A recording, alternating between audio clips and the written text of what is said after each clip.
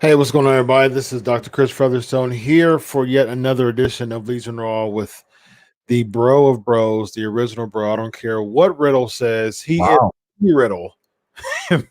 They call him Vince Riddle Russo. How are you tonight, sir? What is going on, Dr. Chris, my friend? How you doing today, man? I'm doing good, man. It's another day. It's another dollar, and my camera's out once again, man. It's a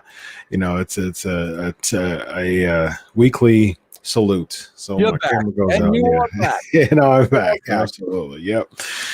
So, man, before we get into the craziness called WWE Raw, man, Vince and I definitely do want to extend our deepest condolences to the family of John Huber, aka Brodie Lee, aka Luke Harper. 41 years old, man. Non-COVID related lung issue has been what's publicly reported. Such a tragic way to end 2020, and he was finally getting his stride. He was underutilized so much as Luke Harper in the WWE, and finally had an opportunity AEW to really have his own type of feel to him. Leader of the Dark Order, end up becoming TNT champion early on, not too far after his debut. Just totally annihilated Cody Rhodes, and it was a dominant figure once again. Had an image of actually being someone, of actually being a big man, being a resident, a old school big man heel. And the days of nowadays when heels, unfortunately, people like to cheer heels. It takes away a lot of the excitement and the fabric of what we call professional wrestling. There's certain people who actually still has got it and is able to generate a lot of jeers. And I was thankful to witness Brodie Lee be one of those guys in AEW to still get boos as a bad guy. I appreciate that as a wrestling fan, and I really appreciate it, man. So it's very, very sad to hear this news that happened this weekend, Vince. Yeah, well, Chris, listen, man, you used to do this show with Animal, man. Yep. And Joe was 60 years old, man, and you went through that. Mm-hmm. Listen, I do a show on the brand, it's called That's Life. And what I always try to tell people is we are not guaranteed tomorrow. Mm-hmm. Like, know what's really important in life. And I did not know Brodie Lee, but everything I read about him and I'm reading about him, it was all about his family. Mm-hmm. It was all about his wife and his kids and the love of his family. And man, you know what? That's a good thing. Obviously, bro, it's a tragedy. 41 years old, 2 little kids, a wife, and now they're left without a father. But when I hear about, even when he had his wrestling career, his family was the priority. His kids were the priority. And I am so glad to hear that. Because, again, leaving us at 41 with 2 very young kids, he did not have a lot of time with them, but it just seemed like he knew where his priorities were. Yep. And, bro, I never met him, but everything I'm reading, he seemed like such a great stand-up guy. But we all have to understand there are no guarantees. You really have to know what's important in your life, man. 100%. 100%. And what saddens me is that, and it's also a good thing in a sense too, is that although he left us very early, it wasn't another tragic story. It wasn't another, it wasn't another, wrestling, typical wrestling tragic story of what, of him passing because of, some craziness or, some type of issue or, just it wasn't some outside related just mess. It wasn't a lot of mess in his passing. And, that's something that we can at least if we're trying to find silver linings, which at this point we kind of have to. You know, I mean, I think that's one of the silver lining we can definitely take away from this is that you know, he left in the really good spot. I mean, he wasn't, you know, he wasn't trying to drag and he wasn't abusing drugs and finally caught up to him. You know, there's a lot of early wrestling deaths that kind of have that relation to him. But with Brodie, it was, you know, he was a stand-up guy. He was known for being a family man. He was actually experienced some of the best, you know, time in his life in AEW, finally feeling like he was needed and wanted in the company. So that's definitely a good takeaway from this. You know, one thing, you know, I swear, Chris, nobody really talks about things like this, but these are things I think we need to talk about. Okay. Mm-hmm. Bro, how do we determine who gets a 10-bell salute and who doesn't? That's a good point. You know, that really bothers me because you always hear wrestlers talk about, oh, bro, we're a family, we're a fraternity. Mm-hmm. Bro, how do you decide who gets the 10-bell and who doesn't? We know the great Pat Patterson passed away a couple of weeks ago. Pat got the 10-bell salute. Yeah. Luke Harper gets a photo. Yeah. You know, China got a photo. Mm-hmm. I never understood this, bro. This really is a community, a tight-knit fraternity community. There aren't a lot of people that can say I was a professional wrestler for a living. Yep. I made money wrestling. Mm-hmm. And I have a problem with that. It doesn't take a long time. So how do we decipher who gets one? Like what, bro? This guy's worthy of a 10-bell and that guy's not worth. I never understood it. Just do the 10-bell. Do 100%. It. If they're in the fraternity, you know, bro, even okay, if they worked for you at one time, just do it. It doesn't take a lot of time. Bro, you could even pre-record it before the show even starts. Mm-hmm. Just roll it in and then get right into the show. Yep. But to me, how do you decipher who gets that and who doesn't? Yeah, I think that's a very, very, very good point. It seems like it's a rank thing. It seems like if you're in a certain spot in the WWE, then you get the 10-bell salute. It's wrong. It's like, I mean, bro. I agree. I totally agree. Yep. Those guys, bro, and gals, bro, they sacrifice their lives for wrestling. Yeah. They sacrifice their families. They're on the road. They really, really make sacrifices. Yep. When they leave us, I mean, come on, bro, just do it for everybody. Yeah. And in that same vein, I mean, Danny Hodge passed away. He got no recognition, you know. And I could tell you this, Chris, when I worked at the WWE, to the old timers, like the Jim Rosses and the Briscoes, bro, Danny Hodge was like God. Like when these guys spoke of Danny Hodge, they were like 10-year-old kids. Like, I mean, they made Danny Hodge sound like Paul Bunyan. But yeah, like I agree with you, bro. Like we can't pick and choose that. Just do it, man. Yep. Life's too short. Just do it. Yep, 100%. Yeah, JR loves to put over Danny Hodge. Oh, bro, you know how many times I heard Danny Hodge ripping a whole fucking half with his band? Oh my God, I heard that story a million times, bro. JR still says it to this day. He's got that one Danny Hodge story. Yep. Yeah, well, you know, on the broader note, at least he lived to be 88, which is definitely an enviable age to be. So 88 years old, he passes away. So prayers go out to the families of both Danny Hodge and Luke Harper as we start off the show. And both of them are very worthy of the first, 10 minutes of the show because both of them had a really big contribution of pro wrestling. It's crazy that, it's Danny Hodge was over double the age of Brodie Lee, but again, silver lining, and even at 41, Brodie Lee's definitely left an indelible mark within his time here, and again, it's good that he won't be looked at as, you know, another statistic, so to speak, you know. Yeah, So that's, you know, that's good. Yeah. Yeah.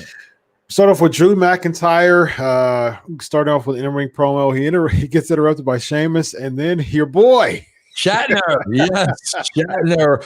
Bro, you know, I start this show at 7:30. You know, it starts here at 6. I can't watch it for 3 hours. Yeah. So I start at 7:30, and bro, and I do it live on Twitch and YouTube. And as soon as I came on, they're all telling me, Vin, you're going to be excited. In the first 5 minutes of the show, Vin, there's going to be a big grin on you. And here came Shatner. And I'm very excited to see the Shatner.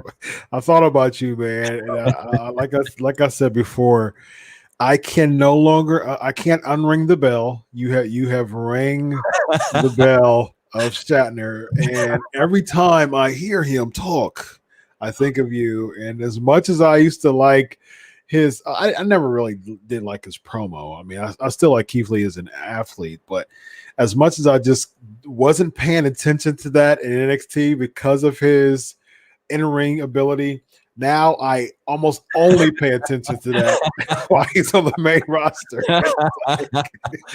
Can't help it, bro. I think it's funny. I really think it's funny, man. Yes. I agree. There's people on the chat saying that his promos are rough to hear as well. And you know, I agree, man. He's just you know, there's been talk. I mean, fans are saying just turn him heel. You know, I don't think that that's necessary. You know, I think that there's still some equity in him as a babyface, but it looks like they don't even know where to put him, you know, because he's kind of feuding with this person and that person. He still feels like 50-50. He doesn't stand out. And it's like I said before, one thing about Dusty Rhodes was, even in the midst of his size, he looked larger than life, despite, you know, being the son of a plumber, baby, you know, and it just, he had that look to him, Chris, larger than life. Here's what you're talking about. And bro, I'm just going to be honest. And listen, Chris, I want to say something. Everything I say on this show is my opinion. Mm-hmm. This is my opinion. If you view him differently, anybody views him differently, that's fine. I'm telling you on my opinion based on what I did for a living. Mm-hmm. I think this is what you're talking about, Chris. When you talk about Dusty, Chris, you're talking about the it factor. Yep. And I don't care how over Keith Lee was at NXT and at Full Sail and with that crowd. Mm-hmm. I did not watch that. I'm watching this. Yeah. Bro, there's no it factor. Bro, my boy, what's his name? The Barefoot Wonder. Riddle. Riddle has way more of an it factor than Lee does. Bro, there's no it factor. The it factor is non-existent. But I got to tell you something, Chris. When you're going through the system and you've got the Hunters there and the Shawn Michaels there and all this great talent there, bro, those guys should understand the it factor. They all had the it factor. 100%. And bro, if you don't have that it factor, bro, you're only going to get to a certain level. Yes. And you're never going to be over with the masses. Never, bro. You're going to have a fan base. They like what you do. They like your wrestling. But if you don't have the it factor, you're going to hit a brick wall. And I'm sorry, what I've seen up to now with Keith Lee, I do not see an it factor. Yeah. And you make a good point, because as much as I like Keith Lee as a talent, WWE, they know this, but a third of the people who watch, you know, NXT, you know, it's like the third of the people who watch Raw watches NXT. So you have 2/3 of people who don't know who any of this talent is who comes up from NXT. So you have to book them as if they don't know who they are, because they don't, you know. And it's like, you know, some people may know who Keith Lee is, and people from Retribution or whatever, the hardcore, you know, the homers. But you have to understand that only speaks to 1/3 of the main audience. Right. Exactly, bro. Yep. You know what I mean? And so when you can't have the same perception of, I'm going to take the steam that Keith Lee has from NXT and take it to the main roster, because you're only catering to 1/3 of the audience. Yep. And then you have the majority saying, who is this William Shatner talking to? That's exactly what they're saying, and that's why, bro, I am not kidding you. If the guy came out and say I had idolized William Shatner as a kid, bro, then maybe he'd be over. But to do it the way they're doing it, bro, I'm at this rate. This guy is never going to be over. And I don't know Keith Lee. I'm sure he's a hell of a nice guy. I'm sure he's athletic as hell. But bro, you either have it or you don't. You can't get it. You either have it or you don't, bro. Yeah, I agree. So somehow they're having, so Keith Lee does defeat Sheamus to become the number one contender for the WWE Championship. And here's this thing. It's kind of like the Kevin Owens, Roman Reigns, although I did like their match a lot at TLC, but it has that same type of feel to me. It seems like every single week you and or I predict something for the next week. And this is my prediction. Here he comes. Here comes the spoiler alert, ladies and gentlemen. Keith Lee versus Drew McIntyre, Legends Night, brother. The match will end in a DQ because Sheamus will interfere, and somehow we'll get a triple threat for the following week. That is my prediction. Well, bro, you got Ali and Ricochet. Yeah, I did. Right? I mean, we booked that last week, bro. Right here, same bad time, same bad exactly. Time, I don't have any reason to doubt that finish whatsoever, bro. Yep. I definitely see. I don't see Keith Lee winning the title at all. And, Drew's the champ and Sheamus is still in the mix. And so I see a bro kick from and here's the thing. He might even try to bro kick Keith Lee and accidentally bro kick Drew, something odd to that, but it won't be a clean finish at all. So that's my prediction. Yep. Grand Metalik defeats The Miz. Somehow they're doing this angle where Miz wants his Money in the Bank contract back, which, spoiler for those who didn't watch Raw. We do have people on Twitter that says, I don't watch Raw. I just watch the Leads of the Raw show because they enjoy it enough. So thank you to those. Yeah. Thank you to our supporters. So The Miz is going through this angle of he's trying to get his, kind of get his mojo back. He wants his contract back. He's trying to go from the beginning, kind of start afresh. Grand Metalik is his opponent, and somehow Grand Metalik defeats The Miz by doing a sunset flip roll up with The Miz, and that makes The Miz feel like just the most, the lowest of lows, the bottom of the barrel, and so somehow they're bringing sympathy on The Miz. How does this help The Miz as a character? Bro, here's the problem. And this is part of the world passing the WWE by. Bro, the WWE is so far in the rearview mirror of the world. And bro, it happens here, and we're going to see it happen big time later on. Bro, Miz has a television show on the same network. Yeah. If you watch that television show, he's married to a beautiful woman. He's a funny guy. He loves his kids. Yep. Here, he's a totally different why would you do that? Because now you're confusing people. Yep. You're seeing him one way in his environment. Now we're going on this television show. He's going by the same name, but he's a totally different person. Yeah. Then we go to Alexa Bliss and her boyfriend and their engagement on social media. I know the guy Ryan, somebody used to be in a band. I know the whole thing. Okay, you follow it on social media, but I'm led to believe that Randy Orton is going to set Alexa Bliss on fire. So I'm like, well, where's her fiance? Yeah. Is he going to make the save? Yeah.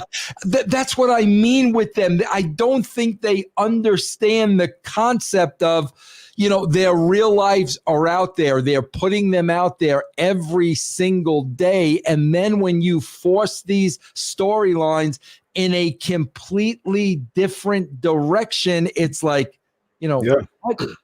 Same with Elias, a chart-topping album, recent album, and somehow he's a heel who loses every match on Raw. I don't understand it. Bro, that's the thing. I say this to you all the time, Chris.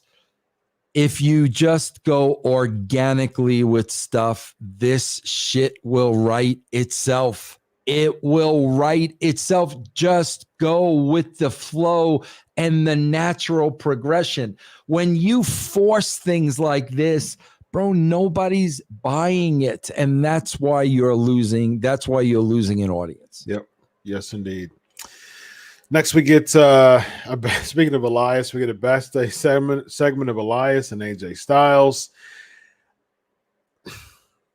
I just, you're the king of the backstage segments, because I just look at them and I just like I just shrug my shoulders and just go on. I mean, again, it just feels like a stretch. You have two heels, you have two established, like not necessarily established with Elias, but people know he's a heel. He's not a baby face. We have two heels bickering against each other with their sidekicks looking at each other. Jackson Riker, who's big and jacked, looks at Omos, who's tall, and retreats, and somehow this leads into a match. I mean, what's the payoff on this, Vince? What is the payoff? Bro, I don't know. I'm going to give you points there for knowing that dude's name. I thought I still go by Big Ninja. What's his name? Omos. So I give you credit for that. I love Big Ninja though.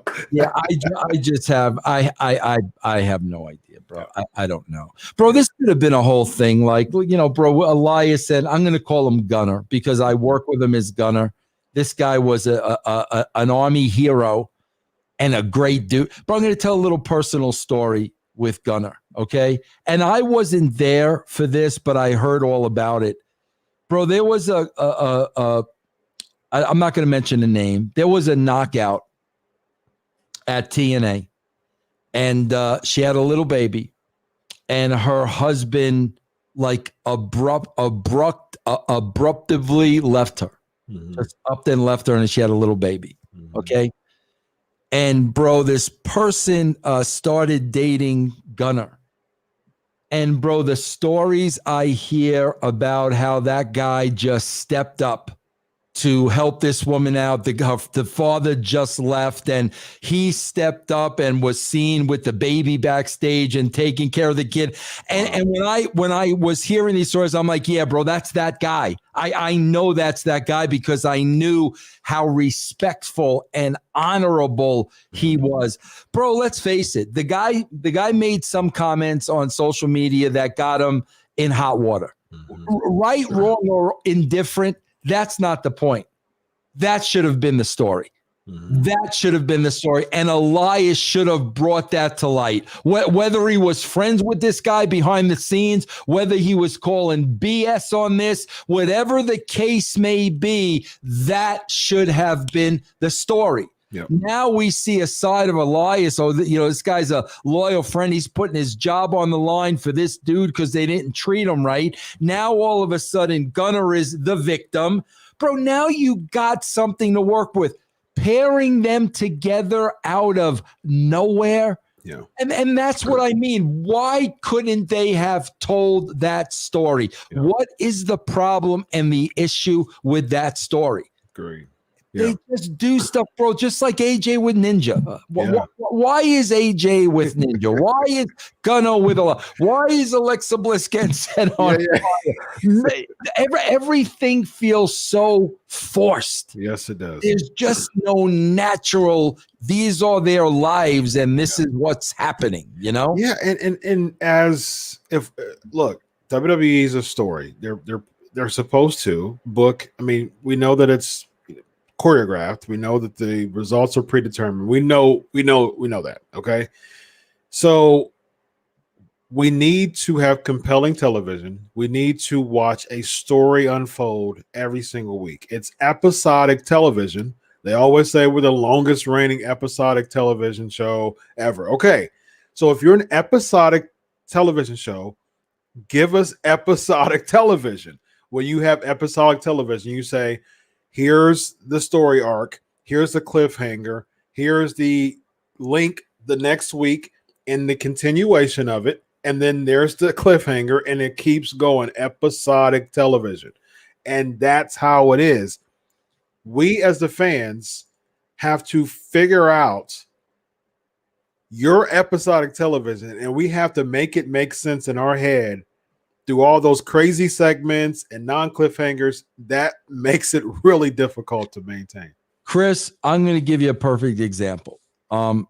I was looking for something to watch last night. Bro, I never watched The Walking Dead. So I'm like, let me watch this. I'm 10 years behind. Let me watch this. So, bro, I put on season 1, episode 1. Bro, by the time that first episode is over, I know the characters. I know the plight of the characters. I either like the characters, don't like the characters, am rooting for the characters, but I understand it. It's laid out to me in an hour. Okay, I get it now. So now I want to tune into episode 2. What's going to happen to the... Bro, how long have we been seeing these wrestlers we don't care about? Do you give a crap about Miz? Do you give a crap about AJ Styles? Do you give a crap about Big Ninja, Keith Lee? Why can Walking Dead do it in 1 hour? Right. In 1 hour, why can they tell me about 3 characters that I care about now? The WWE can't do that in 3 years? Right. 100%. I mean, come on, bro. Like, really? Yep, I agree. It's just, again, you're appealing to the house too much. It's clear that you're not booking for the casuals, because even the people in the house are leaving the house. You know, it's like, bro, did you see those numbers of SmackDown when they had the lead in from the NFL? Did you see that? And by the time we got to the second hour, bro, half of those people left. Yep. They were not interested in that. Bro, that's got to tell you something. And bro, how does the WWE not give them a story? Right. One story in that first hour to grab these people. Yes. Nothing. And bro, when I saw where they went from hour 1 to hour 2, I'm like, bro, if that doesn't tell you everything you need to know, I don't know what will. Yes.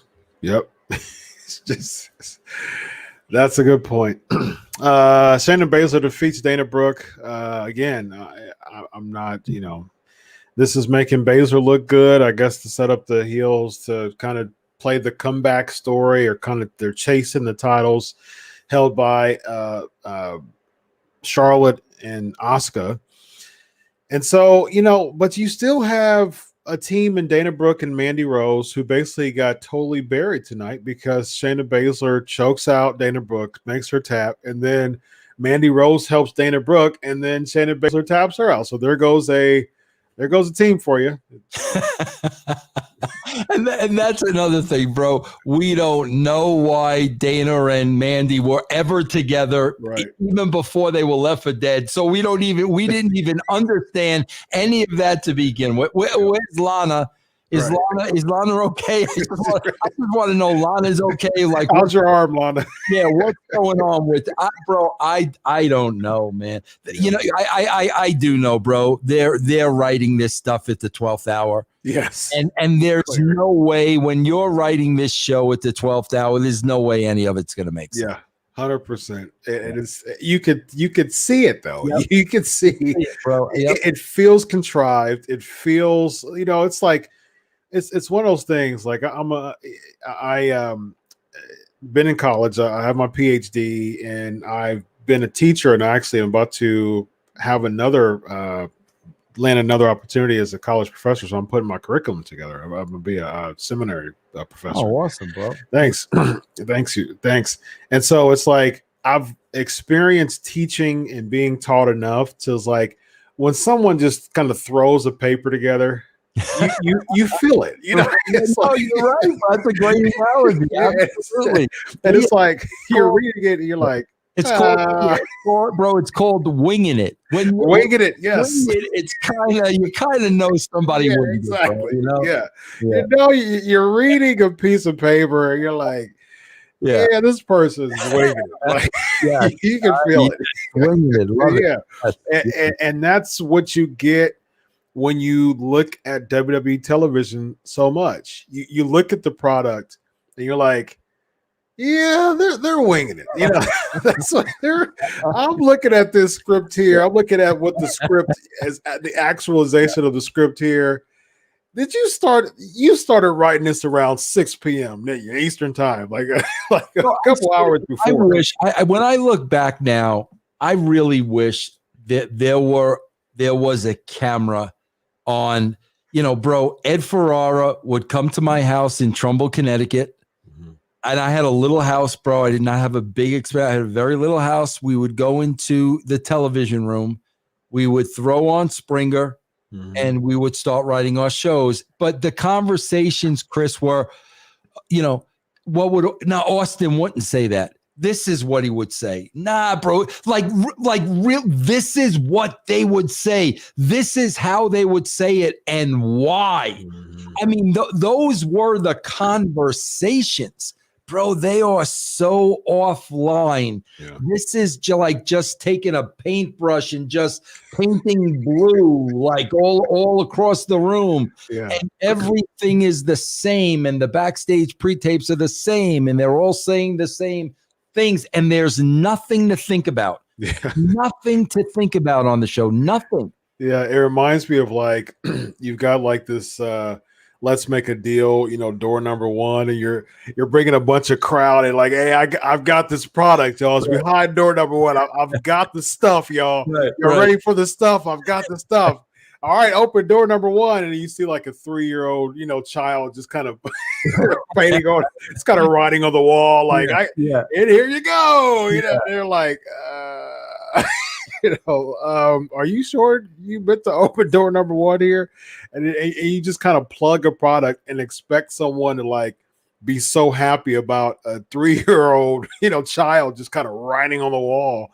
And that's how it feels. It feels just amateurish. It feels Bush League. It feels like pros aren't writing this stuff, you know, and it's like, you get that feeling that, okay, this is the product that we want. You know, you have $1 billion entity wanting to, you know, present to you the best product on board. Of course, you wouldn't want to go in saying, okay, well, we've got the worst product for you, ladies and gentlemen. You don't want to go in like that. So you're confident about what you put on the air. I mean, you have 2+ million people. You presenting a product, and we're saying, okay, all out of all the edits and all the meetings or whatever beforehand, this is what we want you to see. And it saddens me as you know, what did we added up? We added up what 80? What did we added up? 80 years of wrestling between the both of us, wrestling fandom, 85 years. And it's like, as long as I've been a fan, as long as you've been a fan, we're hoping for the best. But it's at this point, it's like the product that you're presenting us, it feels amateurish. It just doesn't even feel well written, and it's quite sad. Bro, listen, this is supposed to be the greatest, best professional wrestling company in the United States. Right. That's let alone the world. That's what this is supposed to be. And wow, like. Yeah. Wow says it all right there, ladies and gentlemen. Yeah. So we get Alexa's Playground. It gets interrupted by Randy Orton Firefly Funhouse. Now, I will give WWE some credit here because they did one of something that you promoted, which is, you know, continue a storyline throughout the show. I mean, it only hit twice, but at least there was some type of looking forward to the end. So I will give them that. You know, I'll challenge you to a match. Alexa Bliss even said, so it led us to say, will the Fiend come back? It caused us to think. And so if they did that, I'm like, why don't you just use that same formula throughout the show? I don't know, bro. Inconsistency, bro. Right.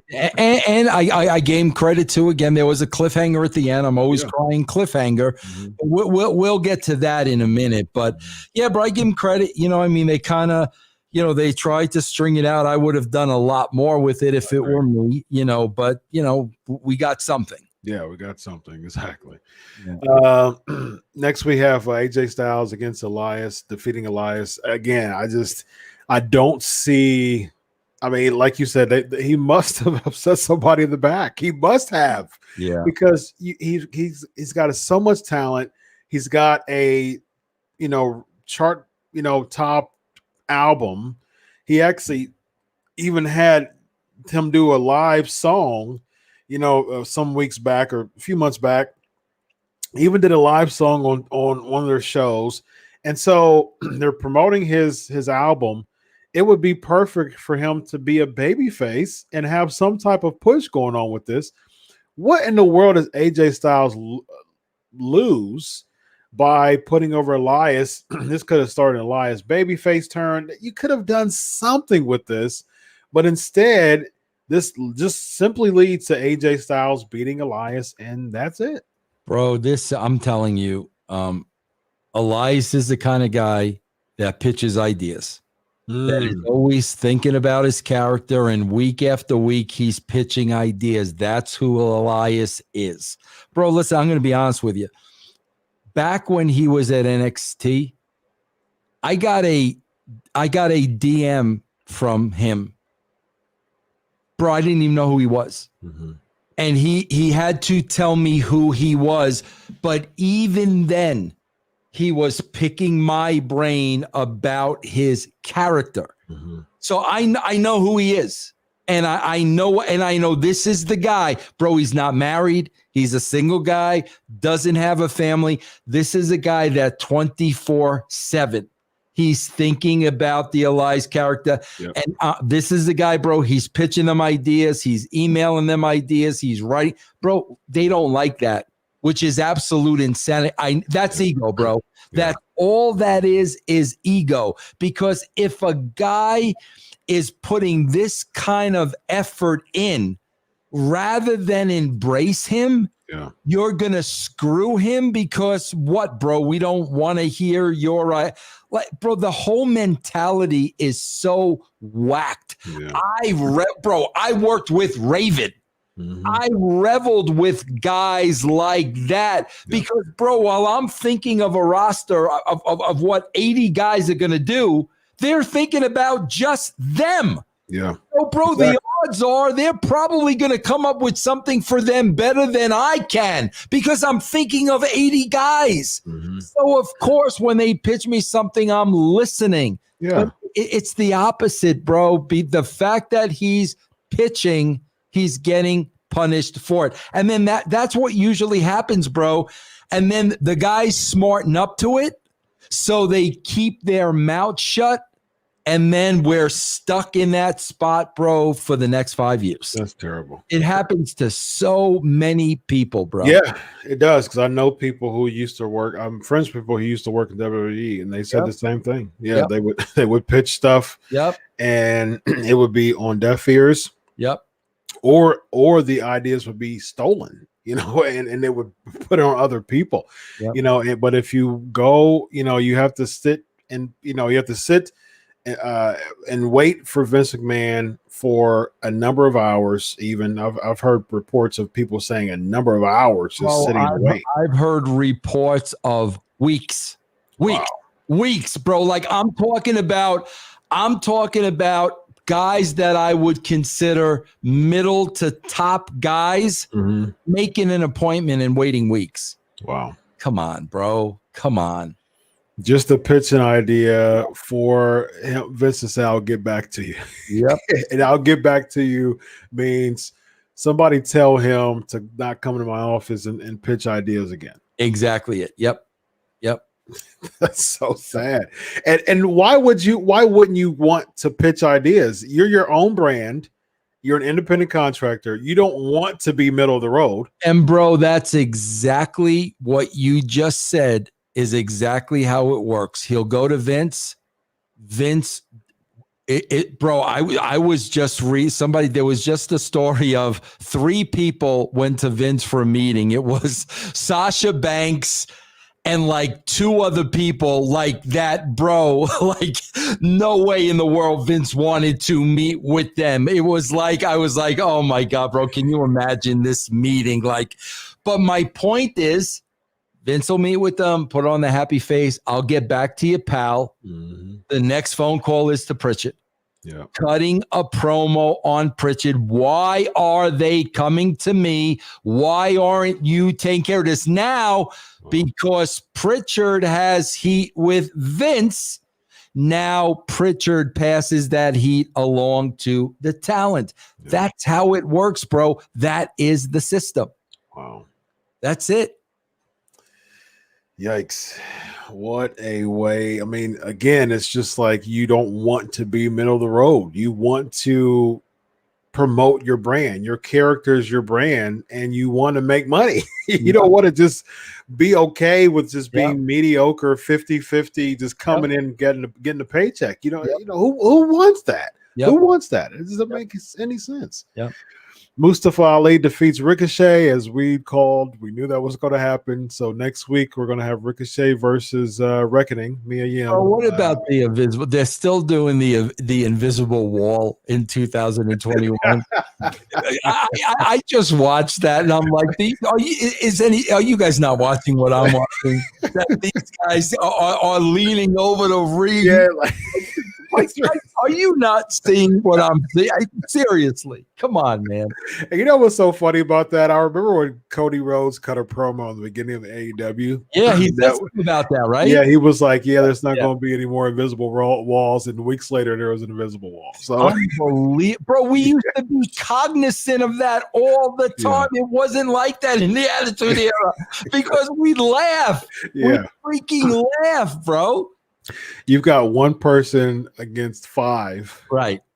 And the wall, the wall wins the battle. Yes. Charlotte Flair defeats Nia Jax by disqualification. Gets choked out by Shayna Baszler. Shayna Baszler just feels like choking people out tonight. It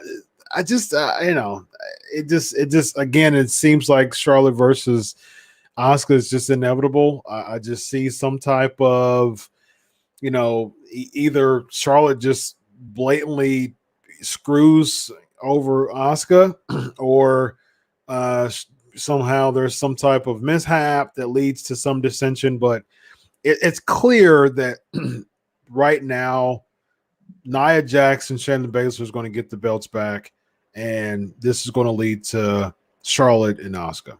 Yeah, and that's another thing, bro. We're watching Charlotte's promo with Charlie. I like Charlotte. Like she's a heel. Yeah, she's a heel. Cutting heel promo. She's cocky. She's arrogant. Like so like, okay, so now Shayna Baszler's choking around, and I feel sorry for the right. Like I don't know what am I? I don't understand. 100%. Good point. Yeah, I agree. Every time I hear Charlotte's promos, and she's one of the best of all time, but it's like she's just misplaced right now. It makes it feel obvious that she's going to turn. Yes. Because she plays some type of contrived. I'm pretending to like Asuka. Oh yeah, that's my friend. I respect her. And Asuka's like too cheesy now, right? Which I cannot stand, because I love Asuka's character. And when she was talking less, the mystique actually built her character. But now she's talking way too much, man. It's just certain characters that you should keep off the mic, because the more they talk, the less the mystique of their character is. And for me, I love Asuka. She's one of my favorite.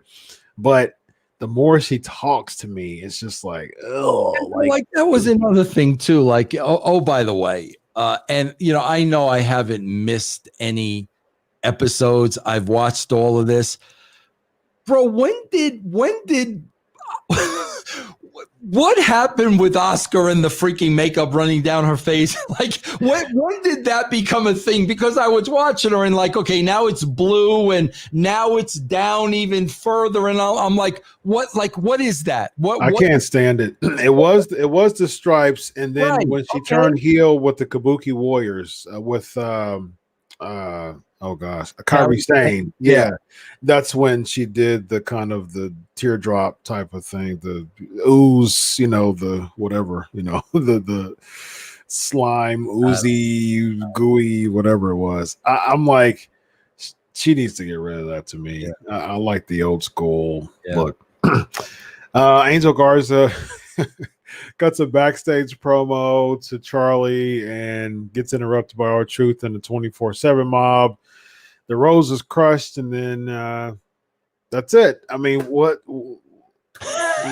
the buy-in with Garza? You weren't upset the Rose was crushed. You weren't upset by that? No, I wasn't. I really wasn't. I wasn't at all. Yeah. I don't know. I don't know.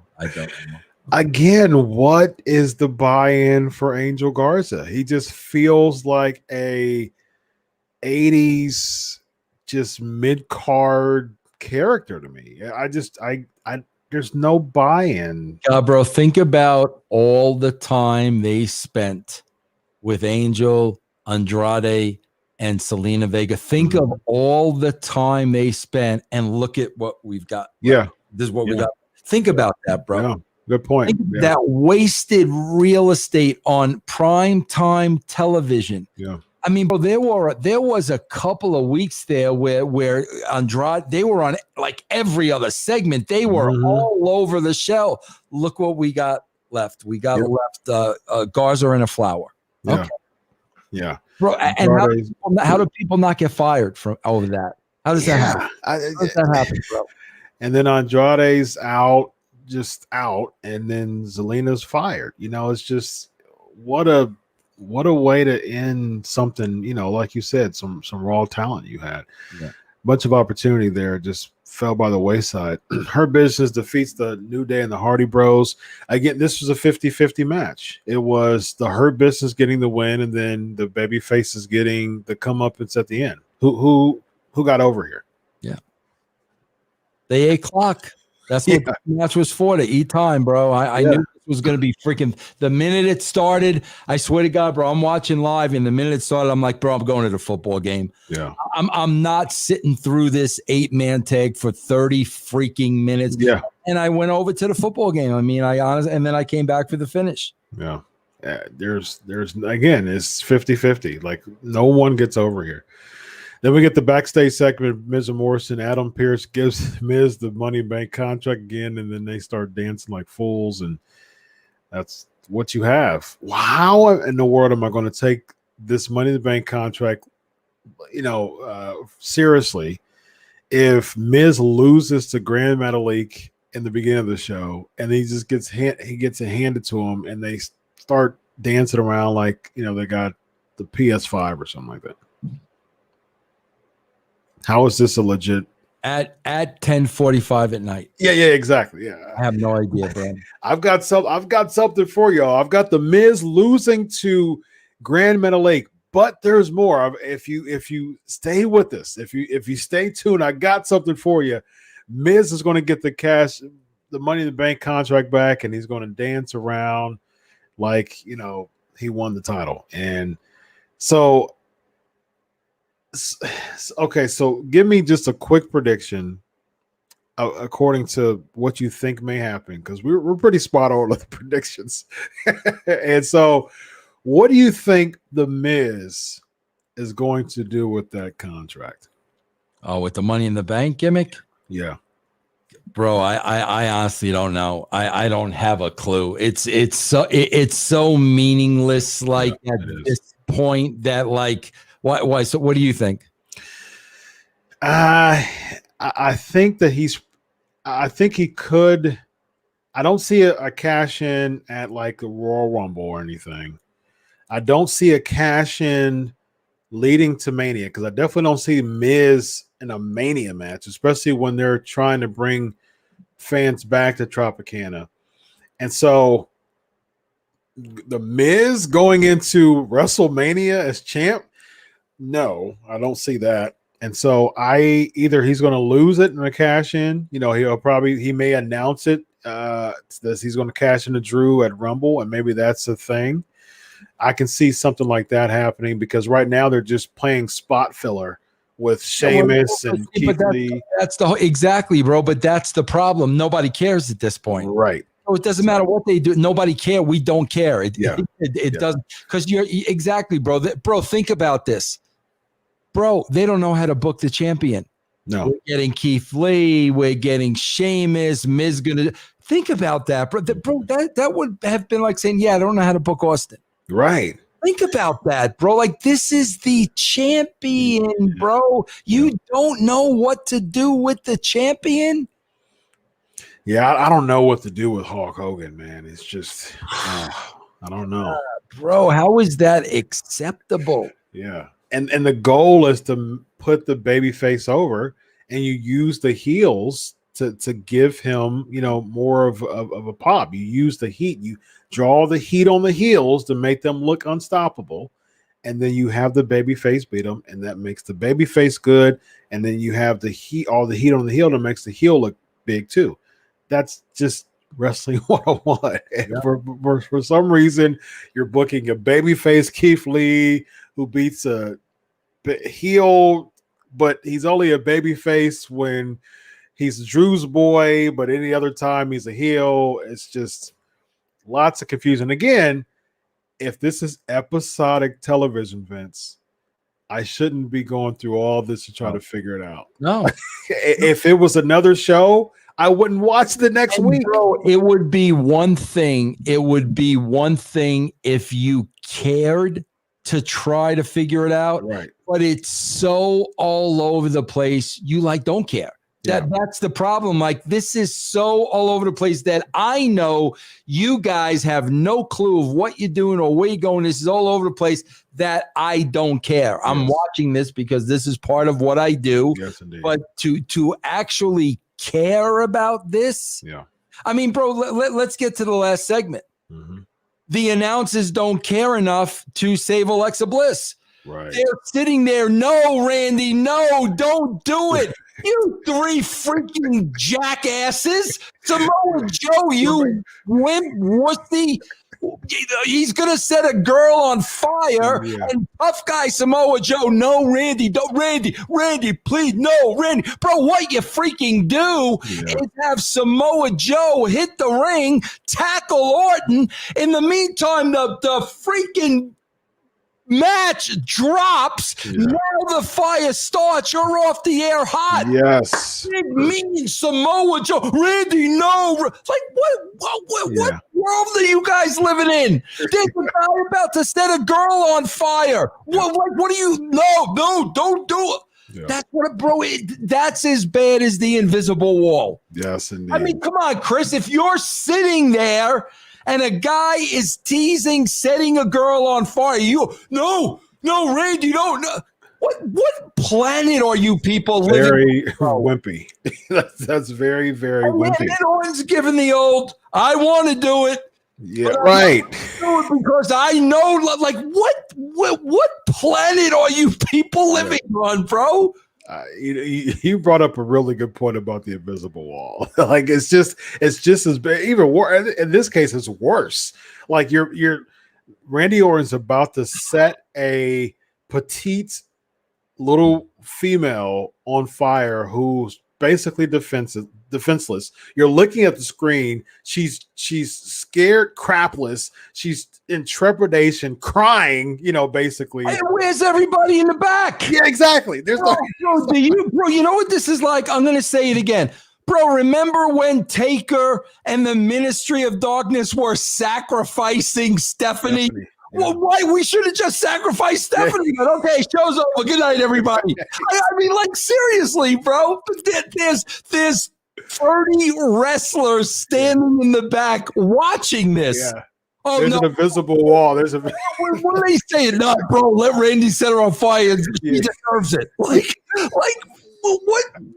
what planet do you freaking people live on? Like, yeah, I don't like her fiance anyways. That's okay. yeah, she deserves to burn in hell. Yeah, she's Randy. breaking kayfabe on Twitter. Yeah, you just go ahead and set her on fire. It's like, bro, what world do you people freaking live in, bro? Yeah, I agree. Yeah, yep. That's yeah. That's the invisible wall for you, ladies. Great point about Samoa Joe. You're steps away, and you're just like, no. Oh God, bro, it's so terrible. It's so bad, man. Yeah. Chris, I've said this all along.